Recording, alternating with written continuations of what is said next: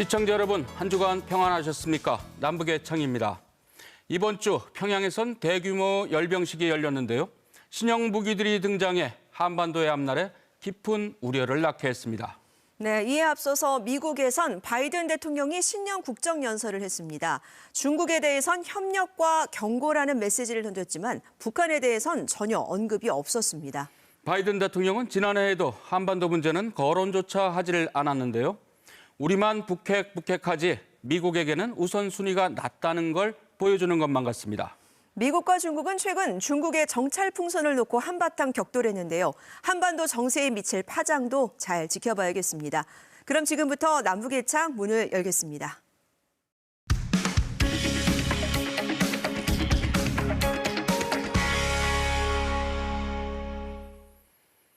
지난 8일 밤 북한이 인민군 건군 75주년을 기념해 야간 열병식을 크게 열었습니다.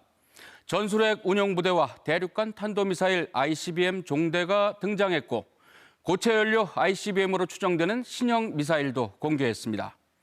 김정은 위원장은 공식 연설은 하질 않았는데 기념사진을 찍으면서는 강한 군대를 역설했습니다. 북한은 이번 열병식을 통해 핵에는 핵으로, 정면 대결엔 정면 대결로라는 기존 입장을 재확인했는데요. 관련 내용 이슈엔 한반도에서 짚어보겠습니다. 이번에 가장 눈길을 끈 무기는 대미를 장식한 신형 미사일입니다. 한쪽에 9개씩 모두 18개의 바퀴를 단 이동식 발사대에 실려 나왔고 각각의 다른 일련 번호가 새겨져 총 4기가 포착됐습니다. 괴물 ICBM이라 불리는 화성 17형보다 작지만 고체 연료 기반의 ICBM이란 분석입니다. 이번에 모형을 공개했을 거란 관측인데 액체 연료보다 활용성이 더 좋은 고체 연료 ICBM을 선보였다는 점에서 대미 압박 효과를 노린 것으로 보입니다. 최근 신무기를 공개하는 방식 자체가 열병식의 무기 모형을 공개하고 이를 짧은 3, 4개월, 길어도 1년 내에 이것을 실험해서 실제 보여주는 경우가 많았거든요. 그래서 이번에 같은 경우에도 단순히 모형이나 장난감이 아니라 실제 개발되고 있는 무기 체계라고 봐야 될 것이고요. 경험상으로 어쩌면 1년 안에 최소한 늦어도 8차 당대의 기간이라고 끝난 2025년 전까지는 고체 연료 엔진을 이용한 ICBM급의 어떤 가장 초보적인 모습이라도 보여주지 않을까.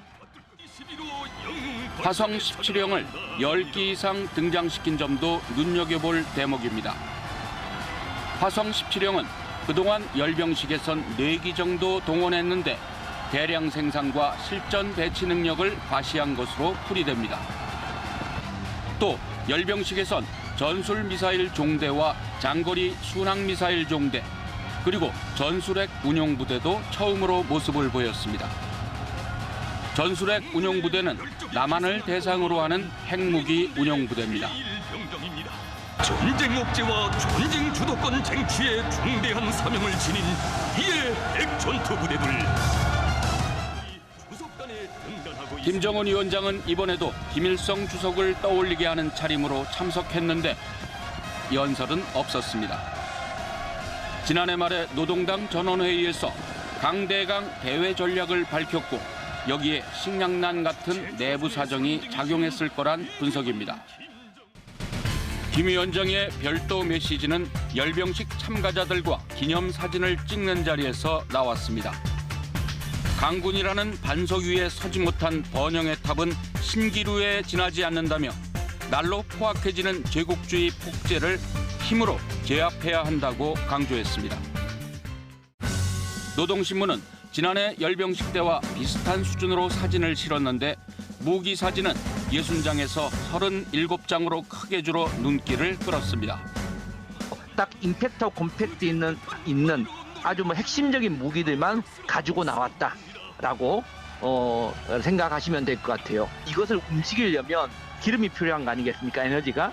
그런 것들을 좀 아껴보겠다는 어떤 생각을 한 게 아닌가. 어떤 국군의 날 주인공이 군인이라는 북한의 조선인민군이라는 측면에서 어떤 무기체계, 하드웨어적인 측면보다 사람 중심, 군인 중심의 어떤 행사를 한 것이 아닌가라는 생각도 듭니다.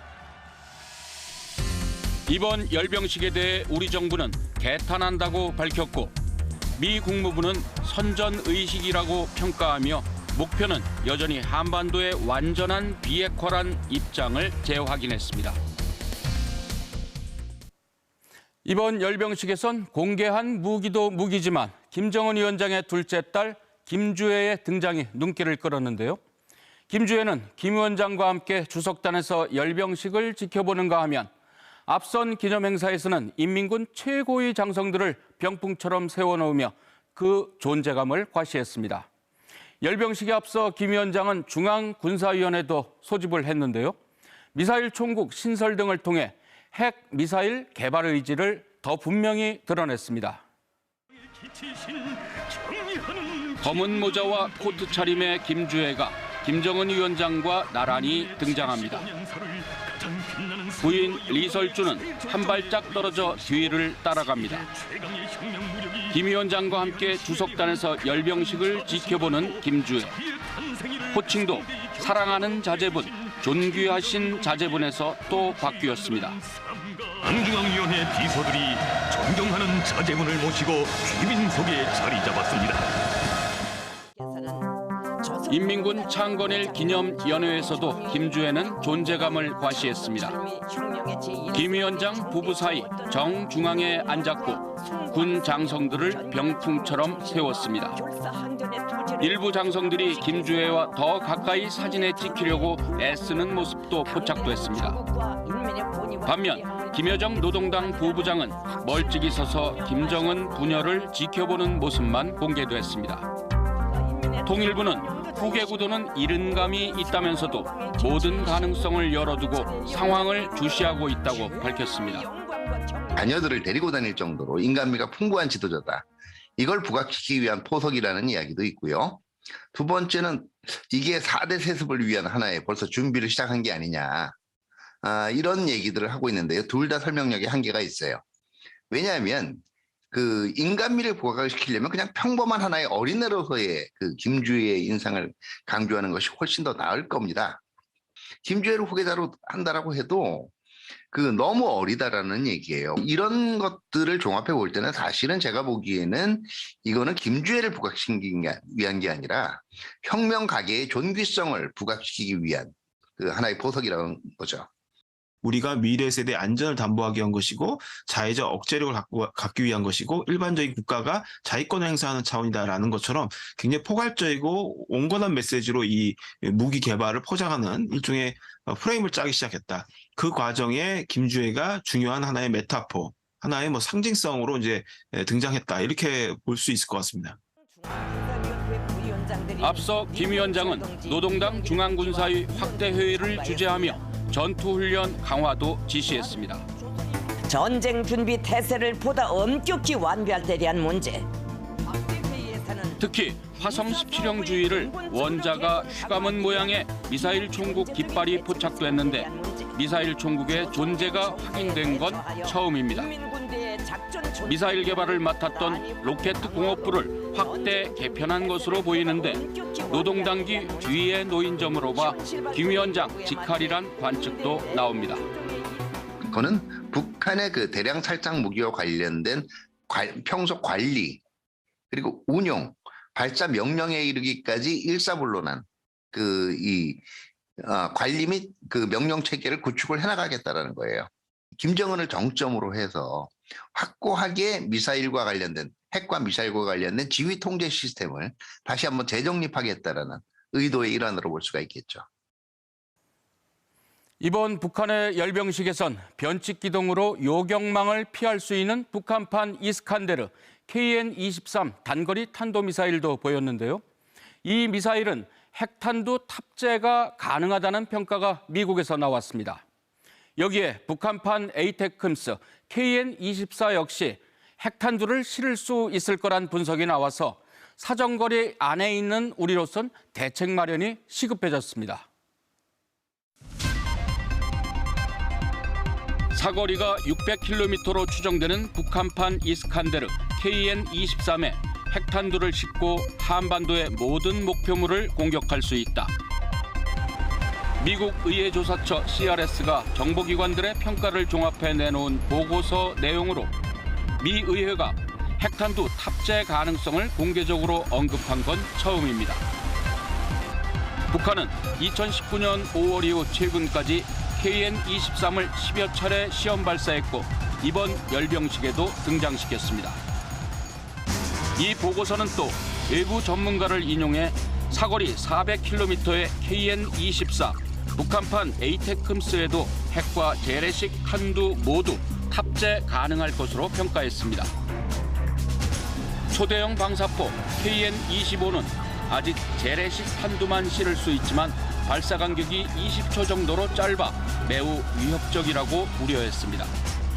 다만 실질적으로 미사일들에 지금 당장 핵탄두를 장착을 할 수 있느냐, 이건 별개의 문제예요. 비교적 근래에 만들어진 탄도미사일이기 때문에 아마 여기에 장착을 할 수 있으려면 신형 핵탄두가 설계가 돼야 됩니다. 신형 핵탄두는 설계로 끝나는 게 아니라 설계 이후에 위력 실험을 거쳐야 되는데요. 그게 바로 핵실험이에요. 여기에 북한의 최신 미사일들이 한국의 미사일 방어 체계 무력화에 초점이 맞춰졌다고 분석했습니다. KN-23도 여러 종류가 이제 지금 개발 중인 것으로 보여지고요. KN-24도 마찬가지고 25도 마찬가지고 더 버전들이 굉장히 다양해지고 있는 상황입니다. 그래서 단순히 이게 그 삼축 체계만을 강화한다고 해서 온전하게 다 막을 수 있는 개념은 아니다. 또 한편에서는 이런 북한의 그 전술핵 무기의 사용 시도를 외교적인 차원에서 어떻든 조금 해결할 수 있는 부분도 적극적으로 동시적으로 모색될 필요는 있다라고 보여지고요. 열병식 연설은 생략하고 무기 과시도 이전보다 줄었지만 군사적 위협은 여전한 가운데 다음 달로 예상되는 한미 연합 군사 연습이 올해 한반도 정세의 첫 고비가 될 거란 전망도 나옵니다.